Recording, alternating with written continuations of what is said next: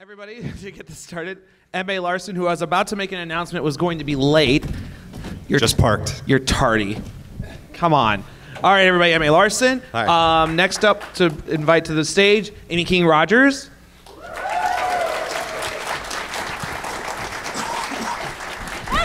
And we have an additional guest today. You may have seen him in the Artist Alley. He's a writer, though. His name is Ted Anderson. He is the author of the Pinkie Pie micro series, as well as some other comics in the IDW series. Mr. Ted Anderson, a local Minnesotan as well. Oh, really? Yeah. Oh, cool. Yeah. So first of all, I guess a quick question. Just because I think for you guys, I'd like you to see this. How many in here are from Minnesota? Raise your hands. Yep. And how many of you, this is your first convention? Wow. Very cool. Isn't that crazy? That's shocking. Pony convention, I should say. Yeah. Convention, pony or otherwise. All right. Well, so I'm just going to ask a couple quick basic questions. And I'll start with you, Mr. Tardy Larson. It's like I'm right on time. Kind of. Yeah. Just in general, how did you get into writing My Little Pony content? I was writing cartoons at Cartoon Network and happened into Foster's Home for Imaginary Friends, where I met Lauren Faust and Rob Renzetti, who was the story editor on Pony for the first 2 seasons. And I wrote one episode of that show, and it was a great experience, and then the show was canceled. So years later, I heard Lauren had a new show, and I emailed her and asked if I could write on it, and she said yes. That's the Cliff's Notes version. I was head writer of the Powerpuff Girls, where I met Lauren Faust, and I went from Powerpuff Girls to Dexter's Lab to Samurai Jack to Foster's Home for Imaginary Friends, again with Lauren Faust. And then years later, I was at the wrap party for Foster's, and Lauren was pitching My Little Pony, and she said, hey, if this gets picked up, I'd love for you to write on it. And I said, that'd be awesome. And when it did, she called me, and we met up, and I helped her along with Paul Rudish. We broke the pilot for My Little Pony together, and then I started writing on the first season. I've been trying to break into comics for years. I've kind of been working in comics. I studied them as part of my BA and my master's, and I just happen to know Xander Cannon, who's a local comics artist, Eisner-nominated, Eisner-winning cartoonist Xander Cannon, just to name drop a little. He'd worked for IDW as well. He's written some books for them. So when I found out IDW was handling the Pony comics, I got in touch with him. He got in touch with his editor. He put me in touch with Bobby Curnow. I pitched him some ideas. He liked them. The Hasbro liked them. And I have been writing comics since then. I should say, too, that Xander Cannon has been at this convention. He's not here today, but he will be here tomorrow, and he's in the Artist Alley right next to Ted. So. And he does commissions. Yes. And maybe just because I think, for people who don't know, which of the My Little Pony comics did you write for so far? Okay. I did microseries number 5. That was the Pinkie Pie. That was the one that was read at the voice actors panel. I did number 7. That was the Crusaders issue. I did the 2013 annual, the Equestria Girls annual. There were 2 stories in that. One was Katie Cook and Andy Price. They had a Sunset Shimmer story. I did the 40-page story at the Equestria High School. And I did Friends Forever at number 3. That was the Spike Celestia issue in March. And then upcoming, I've got issues 21 and 22 in the main series. That's a heist story with Trixie and the gang in Manhattan. I'm super excited about that. And I think I can announce this. I'm also doing the 2014 annual. And that'll be out in October. I should just say, too, he contacted me before the event about, maybe 6 months ago, and he said, I didn't know if you knew this, but I live in Minnesota. I could come to the con. I'm like, that's awesome. I had no idea. But anyway, okay, well, I've asked these two this.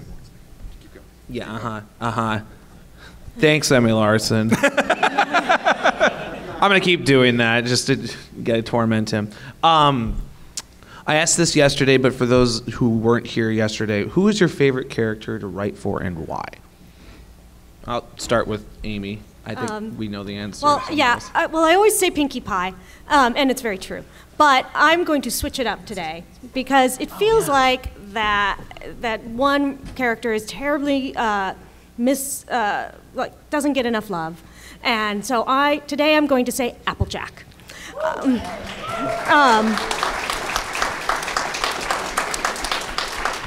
And one of my favorite things to write this season was in Philly Vanilli when Applejack went through talking with her brother, talking with Big Mac, and kind of summed up what went on between the whole, what happened. And that was one of my favorite monologues to write. and I've heard from various fans. I get emails about, why doesn't Applejack get love, and why do the writers not love Applejack? And I'm here to say that I love Applejack, and I love writing for Applejack. So I'm saying Applejack today. She's the only one. We all hate her except Amy. Well, I imagine it's kind of hard to write for a background pony. I'm kidding. I'm kidding. I love Applejack. I was actually going to say Applejack too, but you can say it too. Well, it's fun. She's always kind of very direct and open about what's going on. So if you need a character to sort of explain what's going on or state something very simply, she's good for that. But she also, she says what's on her mind. She knows exactly what she's going to say about any situation, and it's fun to write someone who's that direct. I also had a lot of fun writing Spike in the Spike Celestia issue, just because he's dopey. He kind of knows what he's going to say too, but he just kind of blurts it out, and that's fun to write too. It's fun to have someone who's just sort of so openly goofy. Let's go for the hat trick, Applejack. Yeah, I mean, seriously, she reminds me a lot of a friend of mine named Robin, who's from Alabama, who makes her living selling Southern pies. Seriously. Not an apple pie, though, strangely. But there's just this warmth built into Applejack that's really cool. You don't have to do anything special to put... That's my kid. What do you want? So, yeah, I mean, quite honestly, I really do like writing Applejack because of that warmth and what Ted was saying, the directness is fun, too. So, yeah, she is a lot of fun. Well, my next question for you is that, and tying into both writing for comics and writing scripts for the episodes, do you ever find it difficult to convey in the dialogue what? Well, I'll start off with Ted here on this one. When you're writing for a comic book, do you already have a general sense of what the art layout's going to be, or do you provide a script to the artist who then formats it afterwards? Like, what's the order, the creation order? It kind of differs from writer to writer. I generally have a pretty decent idea of like, it's a kind of basic 6-panel page. You got, 2 panels, 2 panels, 2 panels. Sometimes I have really specific ideas of like, I want it arranged specifically like this, where you have, character moving across like that, and then another person like this. If it's an artist I've worked with before, I was lucky enough to work with the same artist on my first 2 issues, Ben Bates, who's phenomenal, did the art for both the Pinky issue and the Crusaders issue. And I know kind of what I can leave to him. I know I can just kind of be like, okay, this is a montage page. Just have, panels here, here, here, here, here, and whatever. But it also helps sometimes when artists are like, actually it works if you just combine these 2 panels, or if you just stick this thing over here. And I'm like, oh yeah, that works a lot better. So I generally have an image in mind. I generally am like, frame it like this, frame characters like that, but things change along the way. And I was going to say too, I mean, it's almost similar to what Emily Larson and Amy King Rogers do when you're writing a script and then it's storyboarded afterwards. I asked this yesterday, but for those who didn't hear, have you ever been really surprised by the visual realization of the words that you have written? You know what I mean? Just for me or for everyone? Yeah. I mentioned Ben Bates, and I had never worked with him before, and he just happened to be the next guy on the list to be doing a pony issue, and I got the first few pages of the Pinky issue from him, and I was just blown away. This guy really knows what he's doing. And there's a page early in the Pinky issue. If you went to the voice actors panel, if you've read the issue, you know what it looks like. The third page, they show the circus they're going to see the greatest clown in all of Equestria, Ponyacci. And I kind of described, I want, a big circus tent and ponies lining up outside and spotlights everywhere. And I open it and I'm like, oh my God, this is gorgeous.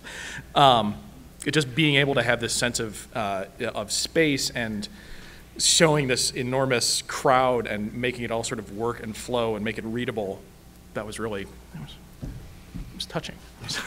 It meant a lot to me. It was my first issue, and it turned out so beautifully. So yeah.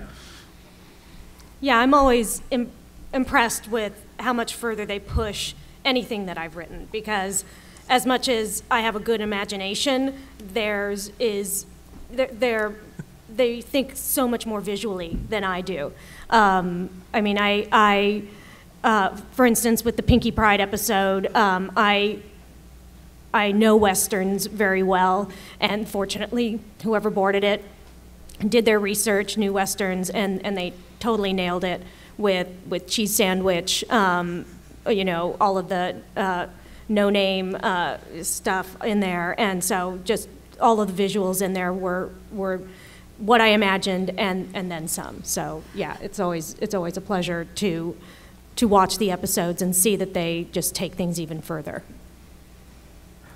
Yeah, I mean, the visuals are obviously great, but I'm always impressed with the timing.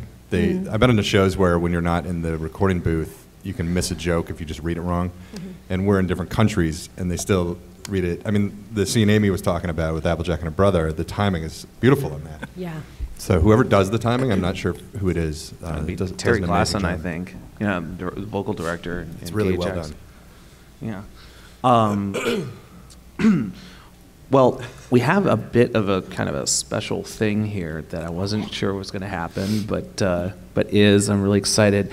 You might have noticed that Amy has a book on the table. Amy, what book is this? This is the Journal of the Two Sisters, which will be available on Tuesday at a local bookstore near you.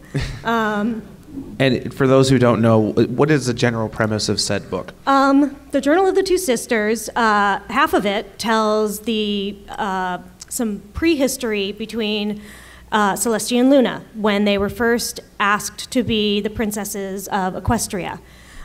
So it's their early years when they were about the ages of the main six. So I have been given permission to read you a little bit. This is the first time anyone's heard this. Yes, so it's pretty cool. So I'm gonna. It's story time with Amy Keating Rogers. So here we go. So, dear diary, my name is Celestia. Today, my sister Luna and I are being crowned princesses of Equestria. I'm starting this journal so that we can both write about our amazing adventures as princesses. While I hope they are amazing, I don't actually know if they will be amazing. I'm nervous. I'm assuming that they will be amazing. But I guess I shouldn't assume that they will be amazing because I've never been a princess of Pegasi, unicorns, and earth ponies. Maybe they won't be amazing. Maybe I won't be amazing. Maybe I'll be really rotten. What if I'm known as Celestia, the really rotten princess of Equestria?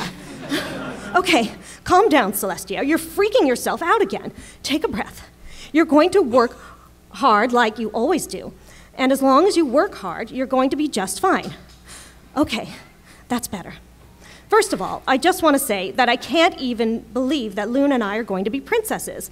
It all happened so suddenly and unexpectedly. A very unusual unicorn sorcerer who called himself Star Swirl the Bearded approached us. And when I say unusual, I'm not meaning to be rude, just accurate.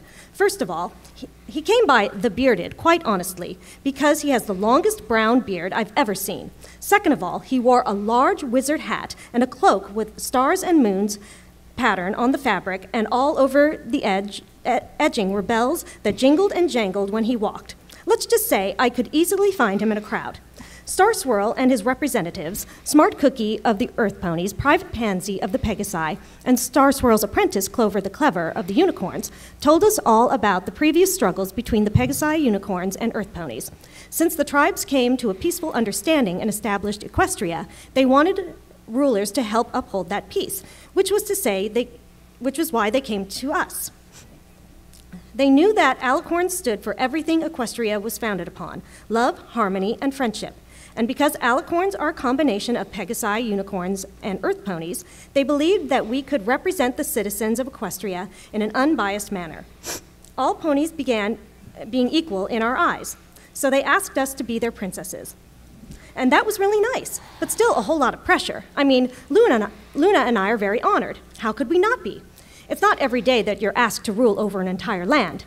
Actually, Luna and I clarified that our role in Equestria wasn't wouldn't be as rulers, and we would not think of the ponies of Equestria as our subjects.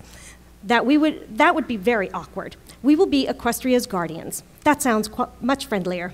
We will serve and protect, watching over Equestria's lands and skies, keeping them peaceful and safe. I just hope I end up doing a really good job, and I actually have amazing adventures to write about in this journal. Celestia. Diary. We are Luna, and we are to be crowned Princess of Equestria. Thou art our royal diary, in which we shall write our most profound thoughts of being said princess and... Oh, forget it. I was going to write in the royal Canterlot voice, which Celestia and I learned when we were fillies. The Alicorns thought it was an important part of our education, but we both thought speaking like that every day sounded silly. The only time we really used it was when we were playing. See, we ran around and flew in the hills of Canterlot.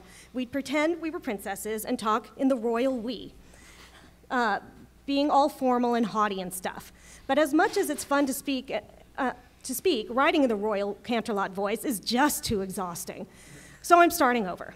I'm Luna. This is Celestia in my journal, and we're going to make note of the interesting stuff that happens while we're princesses, or as it's formally called, the era of the two sisters! Exclamation point.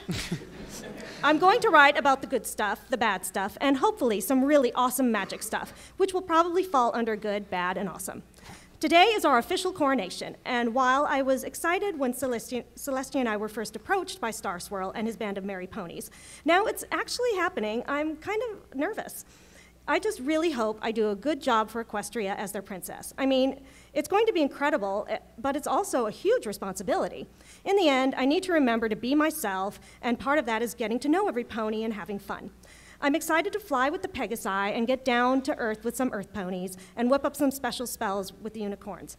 And I'm especially excited to talk to that Star Swirl, the bearded guy again. I bet he's a great sorcerer and we could really learn a lot from each other. Plus, he has the best name ever, Luna.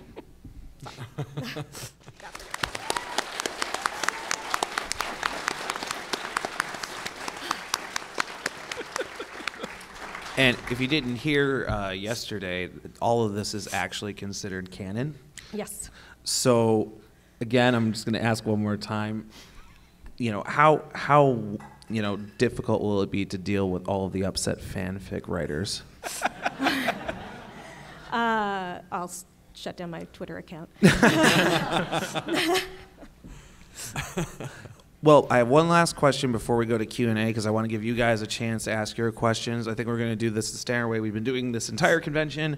One line over there with a mic at each. Again, kids and sponsors get a chance to ask first, and these guys aren't going to be able to answer anything that hasn't been released yet. But I have a question actually for Mr. Anderson down there, which is, in regards to comic writing for the My Little Pony comics, how much research did you have to do in advance in order to really get the characters or whatever? Or did you go into it just already knowing it? Because I saw you geeking out a little bit at what she was reading. Well, that's the thing. I was a fan first. I started watching in probably early 2011. I'm trying to think. While season 1 was still going on, I think. And I just got into it. I went with the show. I think it was fantastic. You know, I was a fan of Powerpuff Girls back in the day, Dexter's and Samurai Jack and everything kind of in that school as it happened.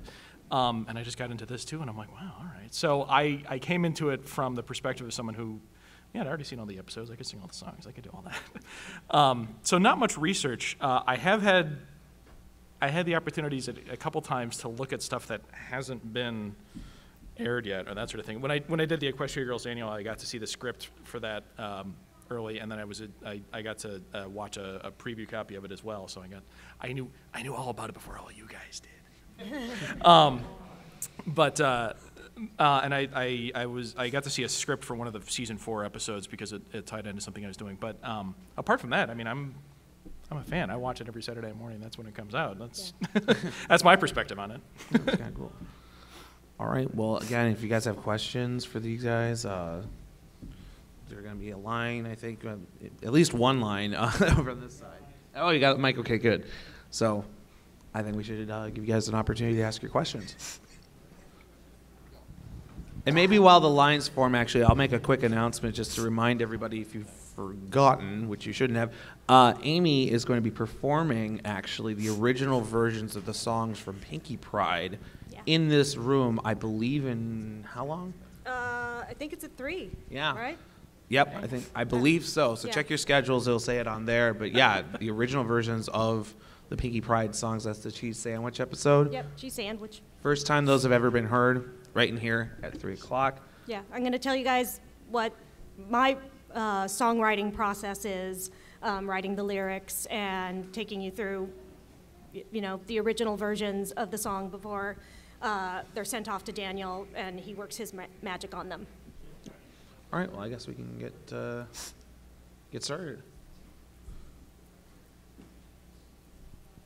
Hey, so this is a question for Mitch. I'm just wondering, what kind of product do you use in your beautiful charcoal colored hair?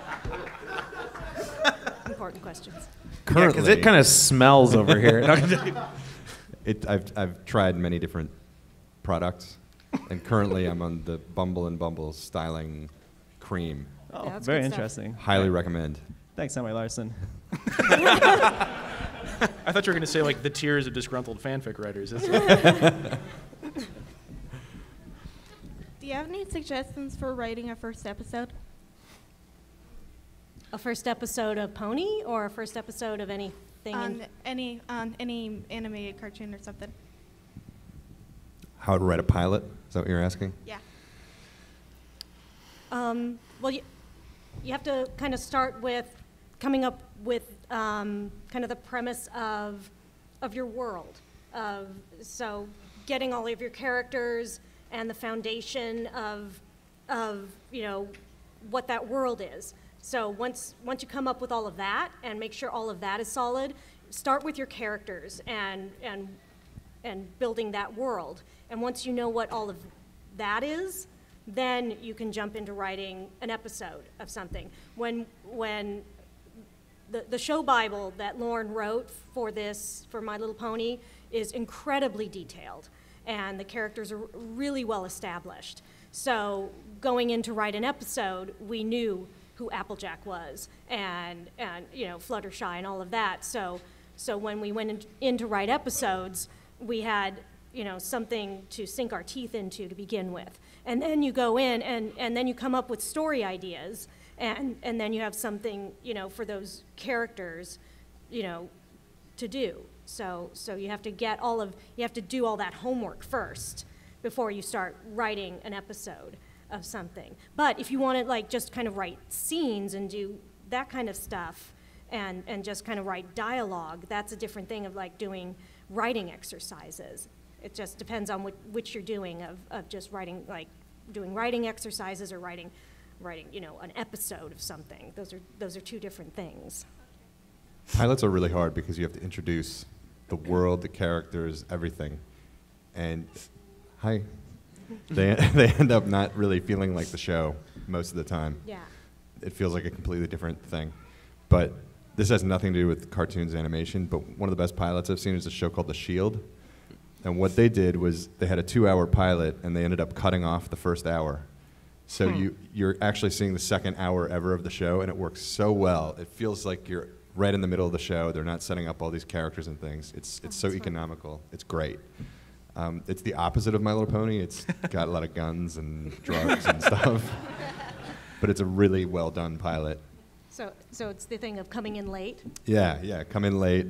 Don't assume your audience needs everything spoon-fed to them, But they're hard no matter what. Isn't the term of that, I think, in media race, where it's right in the middle? Yeah. You know what I'm talking about? Yeah. I actually just recently rewatched the very first length episode of The Simpsons, they don't explain they don't have to explain anything because they just give you enough of the world to understand. Oh, this is middle class family. This Homer works at the nuclear power plant. He drinks at Moe's, that sort of thing, and it's a basic enough story that you just kind of understand everything, everyone's roles and relationships in the world, without even having to have anything explained to you. So it's difficult, but if you pull it off, it works really well because it feels natural. But if you're asking about just writing and doing writing exercises, like my daughter writes, and she was asking me, she needed to write a scene for class, and she was like, I just need to try and write something, and I, what's a good idea? And I said to her, I said, I was trying to write something one time, and I never figured it out. And it was two people tied back to back, and one of them had to pee. And I said, and she's like, okay, and that's all she needed. And it's like, that's the setup, and go. And once she had that in her head, she could go. But that's a writing exercise of just, you start from that jumping off point, but that's a different thing than writing a pilot, although you could start a pilot like that.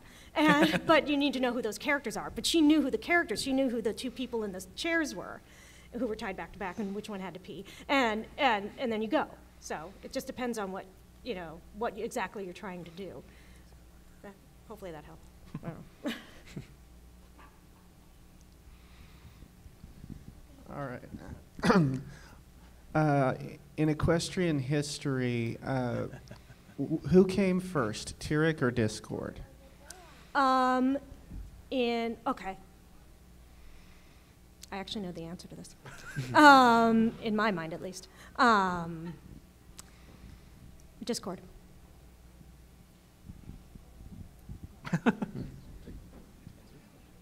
Take notes.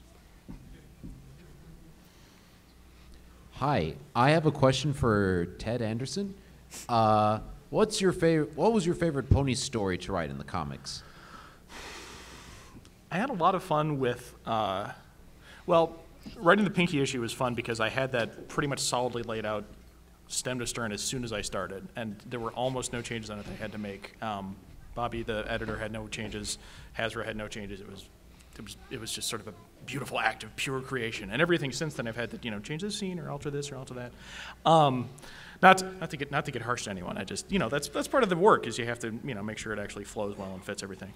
I had a lot of fun with Spike and Celestia though, because they were characters. I mean, the whole idea came from the fact that they were two characters who both orbited around Twilight and had their relationship with Twilight, but never. Like, as far as I could tell, I kind of went back and I looked through all the episodes, and they never have spoken more than like a word or two to each other. And I just kind of wondered, what would they say to each other? What would their relationship with each other be like, having this mutual relationship with Twilight, but not having any sort of ground on which to stand with each other, and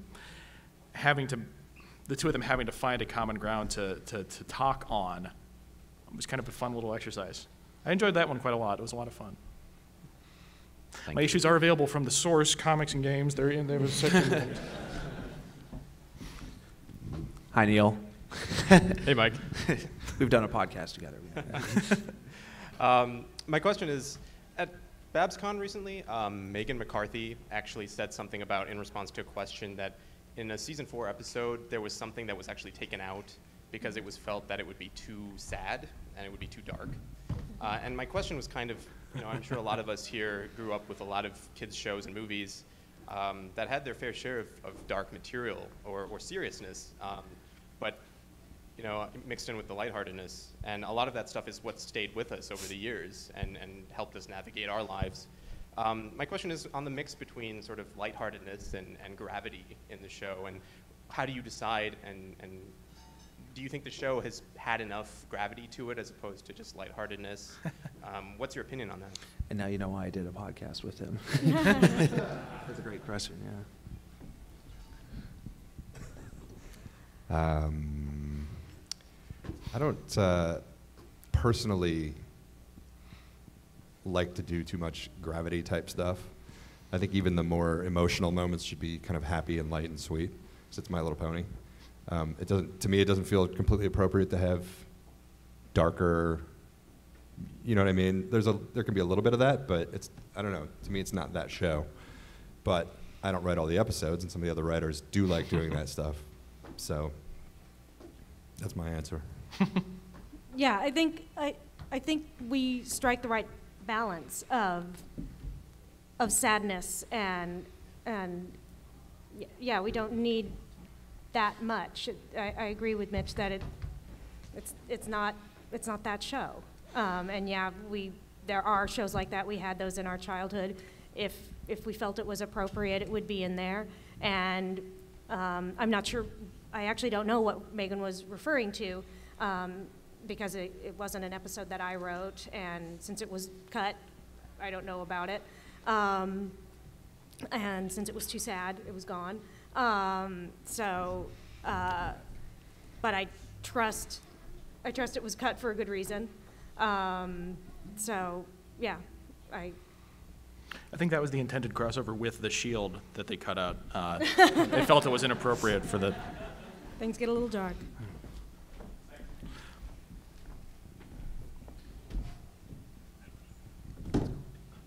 All right. Speaking of gravity, this question is for Larson. I believe you wrote one episode of Gravity Falls called Double Dipper. Is that correct? Yeah. Okay. I do want to say that's one of my favorite episodes that brought like a lot of the enjoyment that really got me hooked on the show. I was just kind of wondering like what got you interested in writing for Gravity Falls, and what are you maybe going to be writing any future episodes? No. Rob Renzetti got me into it. He was the story editor on Pony, and then he went over to that show. So I kind of went over to help get the show rolling. It was really early. There was very little to look at. And that was it. We're not going to see the return of Paper Jam Dipper? Maybe, but it won't have anything to do with me. Yeah. I think you should just don't stop unbelieving. Don't start... Oh, is it don't start unbelieving? I don't remember. Not my favorite experience. Will Starswirl the Bearded have a part in season 5? Well, apparently he has a part in the book. He has a part in the book. I haven't written any Star Swirl stuff in season 5. That doesn't mean that somebody else hasn't. I know I pitched some stuff, but I know I haven't written it, so therefore, I don't know. I did. He's Scootaloo's father. Thanks, M.A. Larson. Scoop! Oops. So we're, like we said yesterday, we're not always privy to what everybody else, because we're all freelance writers, we don't know what everybody else is writing. So I don't know if he has been written about, but he is in this book. So check it out. Get your fix with the book. Yeah. You learn a lot about Star Swirl. Yeah. So. Okay. Like a tennis match. I have two questions. My first question is, when you're trying to write a script, what do you use for inspiration? And my second question is, can you tell us about any scripts that were outright rejected by the higher-ups?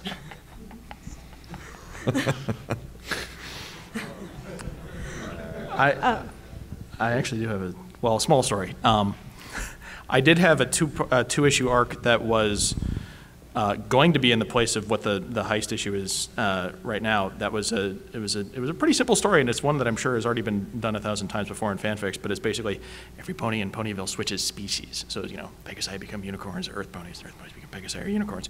I had written the entire first issue before Hasbro said, well, actually it's kind of too similar to Magical Mystery Cure. So I think I was subconsciously channeling a little. So I had to throw that out. It's unfortunate because I had some great rarity lines in there, but. On the other hand, now I get to write Trixie, so that was a lot of fun too. That's the only one that's been rejected outright, and in that case, I can see why it was it was a little too similar to that stuff. As for inspiration, I don't know. In previous episodes, really. As another writer, Josh Haber, puts it, our inspiration is often you have to pay your mortgage. So it's very inspiring. Yeah, very inspiring. I mean, it often is. You have a deadline, and so you better get your script written, or you're in trouble. I get a script due on Monday. Yeah, so it's like, oh, get to work. So, and things that have been rejected, or I don't know, can we talk about? I got one I can tell you because I know 100% it's dead and will never live again. But I thought it was awesome. I was the only one who thought it was awesome, which is why it's dead. It was called Philadelphia Ragtime, and essentially Applejack became a bootlegger, bringing cider into Philadelphia. Actually, so that's fantastic. Flam gets elected mayor of Philadelphia and outlaws cider. So Applejack starts a bootlegging operation to bring it into the city. It was amazing. So she's like the Steve Buscemi of Boardwalk Empire type. Are you doing a Boardwalk Empire type? Beautiful. Would have had great ragtime music in it and 30s-isms, but it's dead. And then the B plot was Rarity. It's sort of infiltrates City Hall and is kind of the femme fatale to Flam trying to get information from him. They said it was too old. That's awesome. Bootlegging and Who doesn't like bootlegging? yeah, political intrigue. I mean, it's for 6-year-olds. It's great. Yeah. Makes perfect sense. Do people know what the Hinny of the Hills, that wasn't the original title of the musical? Do you guys know that? Which one? In Rarity, do you guys know what the title? In the story meeting, I came up with Philly Elliott. Oh, it broke my heart. Broke my heart when I saw it wasn't that. No, really I don't know good. why I wanted to do an Irish accent. But man, I was like, oh man, because I didn't write that one. But when I saw it wasn't that, when I was watching the episode, I was so sad. Anyhow. Billy Elliot. And I kind of got why it wasn't, because they had the whole Sound of Music, fabric thing in the hotel. I was like, okay.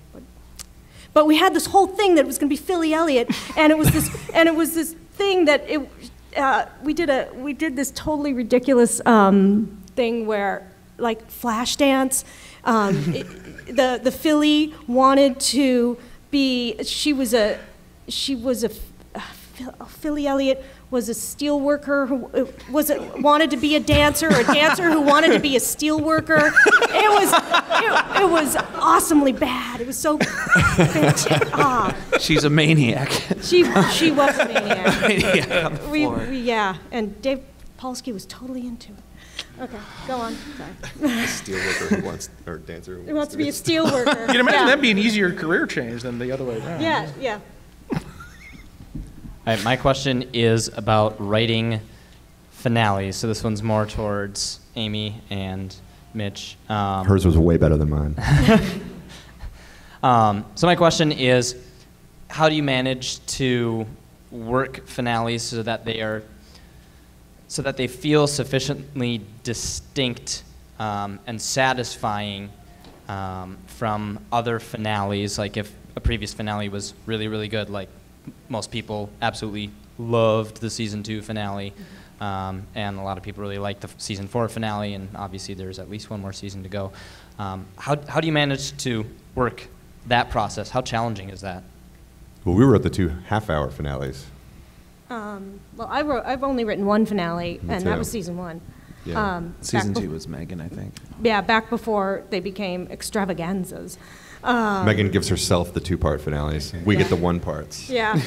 I mean, now they've become so huge, I don't know how you make them bigger and bigger and bigger. This last one was outrageously amazing. So, yeah, I don't know. I think Megan's going, wow. Because, that last one was really spectacular. I mean, I wrote one and they went to a dance, and it was really sweet. It was just gonna go to a party, and we hope to have some fun. We didn't. Let's go to the donut shop. It almost seems like the scope of the show has been growing, though. So for like season 1, that finale worked for it because that was the scope at that time. Yeah. Season 2, it kind of got bigger and bigger. It just seems like it's getting bigger each time. Yeah. But I think because that last one was so big, I don't know. We'll see what happens. How can you top that? How can you top that? It's like how can you top it? So maybe maybe you don't. Yeah, you don't try to. You don't try to. So perhaps that's what you do, because if you try, then maybe you're bound to not. So I think you take each season as its own little, it's itself, and you just have to embrace it like that. Because otherwise, if you try and top it, then you're bound to just fail, and you don't want to be like, oh, and we're going to make it even more epic. This time she's fighting a whale. Hey, that's pretty good. In space. Confirmed for season 5. Yeah, so. I think just robot dinosaurs will take care of it. That's That'll be- Transformers 4. That's I know, coming it's out later bigger this and year. better than 3. It literally has robot dinosaurs. I know. Grimlock, man. Yes, they did. My question is for Larson. I'd like to know why you made Twilight sparkle in Alicorn. Because that was the premise I was given. Is that? But why make her an Alicorn? I don't know. That was the premise I was. I don't know what you mean. That was what I was told to do. He didn't. They did.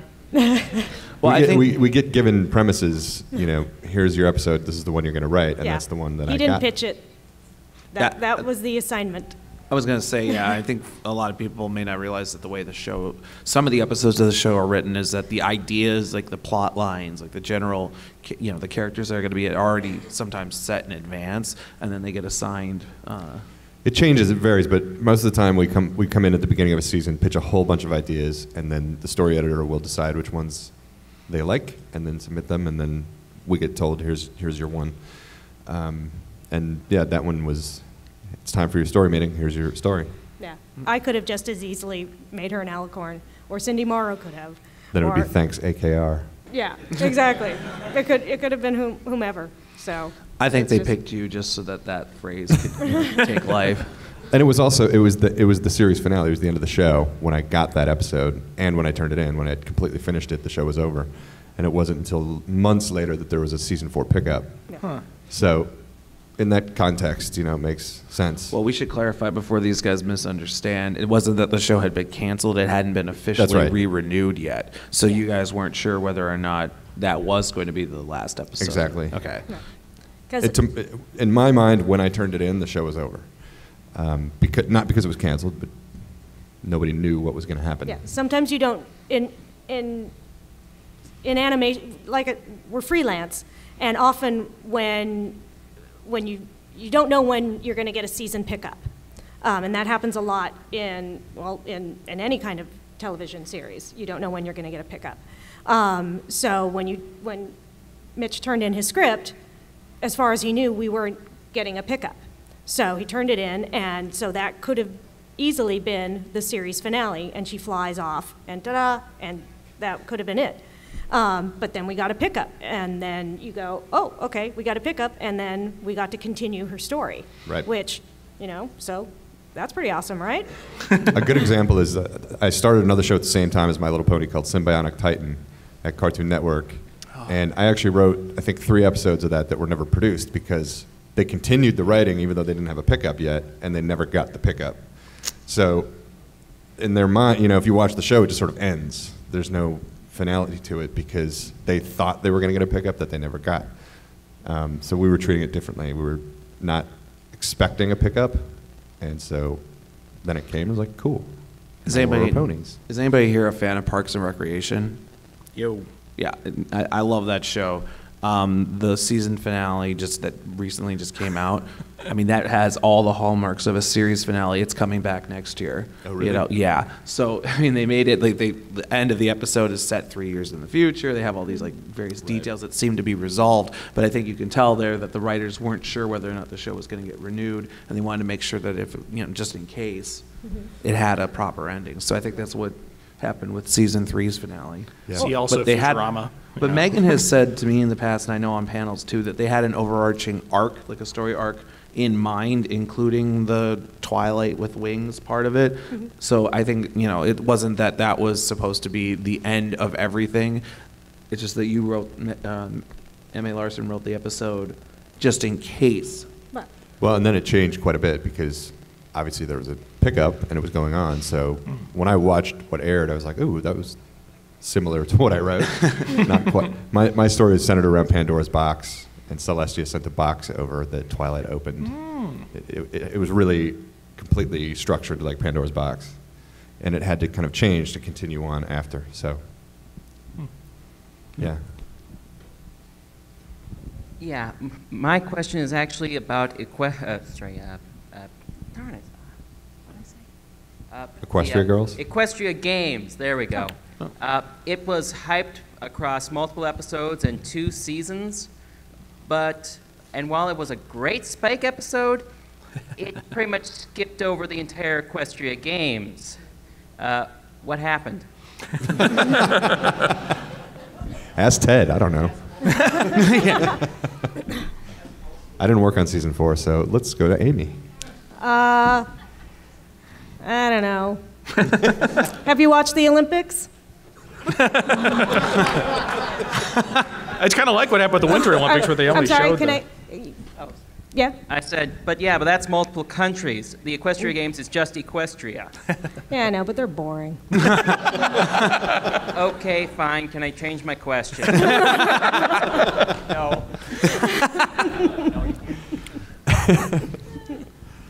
So the pop culture sight gags, like the nod to the throne room scene in Star Wars that's at the end of Harmony, The Return of Harmony, or like in Foster's The Big Lebowski when you've got the dude and his friends.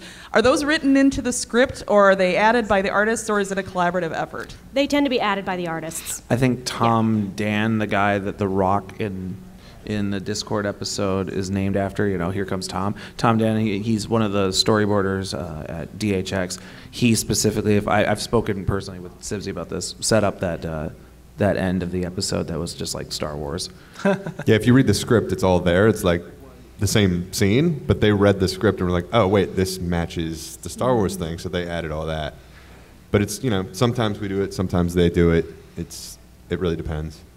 Same goes for the comics. I've written in a couple of specific gags, and the ones that I've written, but then at the same time, some of the artists have written their own stuff, so yeah, it's a mix. All right, this one is for Larson and Rogers. Attorneys at law?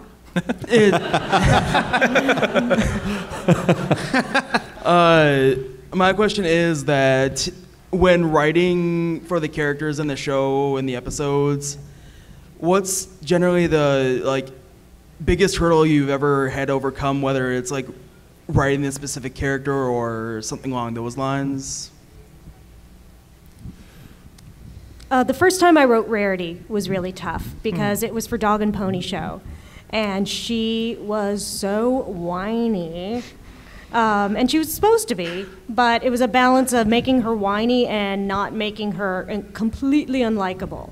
And because I didn't know her at that point, because it was the first time I was really writing her, I didn't know if she was just off as just hateable. And then the episode aired, and I realized that people really liked her, and I was so happy because I didn't know how she was going to come off. And I was so relieved that she came off well, because I knew that she was playing the Diamond Dogs and being a pill purposely, but I just didn't know that she would just come off just ugh. So that was the tough thing for me when I was getting the voices as we were starting out, but hers was really tough for me at first. I think I've got two. The Cutemar Chronicles was tough because there's so many stories to tell in 22 minutes. So just jamming that all in was really hard. And by the way, I'm doing a panel tomorrow about that particular episode in depth. And I went through my old emails and stuff, and there's some pretty interesting stuff, so you should go. Yeah, totally. And then the other one was, to what an earlier question, I wrote a season 5 episode, and it was just the worst writing experience because it just wasn't funny. It was just a more serious episode, and I tend to be dragged through the script by how can I surprise myself, make myself laugh, and it wasn't happening. So it was just so hard to keep writing and writing, knowing everything I'm writing isn't funny at all. But I think it came out all right. I'll let you be the judge of that. But that was hard. If it's not an inherently funny episode, then it's hard for me. All right, thank you very much. So when you're writing something that's essentially a little kid's show, I understand that continuity might not be the first thing on your minds. But as the show has gone on, and even throughout season 1, we've seen a lot of nods to continuity and world building and things like that. So my question is, how much effort do you put into following continuity, and how many times has it provided inspiration for a new idea for a new episode? I know we try to follow the continuity, but DHX is really, they are, they keep track of all of that. For instance, when, I forget, in A Friend Indeed, Rainbow Dash is, Pinky goes to talk to Twilight about, I don't know why I can't get this donkey to like me. And Rainbow Dash is reading a Daring Do book. I didn't know about the Daring Do episode because I hadn't read it. And so that's something that DHX put in there because they, of course, knew about that. But as far as inspiration,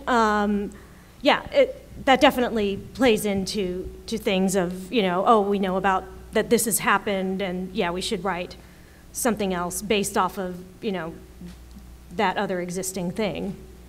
So yeah, we pay attention to the, the show too, and are inspired by it.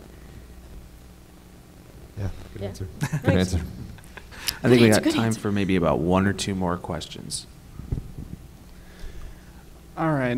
We all know that the episode run times aren't always what you guys want them to be. So I'm just wondering, what are the things that you most regret having to cut out of the episodes to leave on the cutting room floor?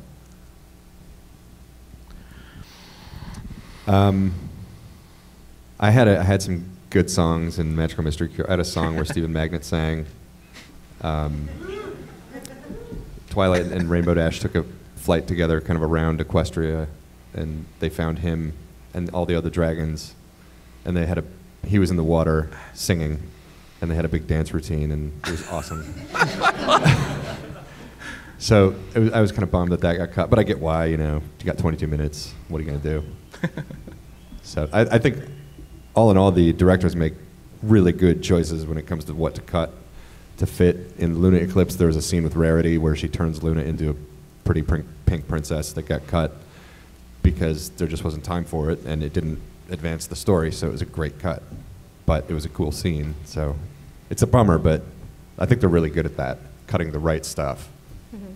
Yeah, in last roundup, the friends are sending Applejack off to the rodeo, and Rarity comes up to Applejack and is giving her a saddle, and she says, "Oh, I made you this lovely saddle for the rodeo," and Applejack says rodeo, and she's like, "Oh yes, it's very lovely for the rodeo," and she just keeps saying it wrong, and they I forget if I cut it or they cut it. I think they cut it, and I was just like, and I get it was just me playing with words because I like to, and that happens. And I think we got time for one last question. All right, this question is for Mr. Larson. I know you said that you didn't get to choose the plot outline for Magical Mystery Cure, but was it your idea to make it a musical episode? Yeah, it was, because I was just like, this is a lot of story. Thanks.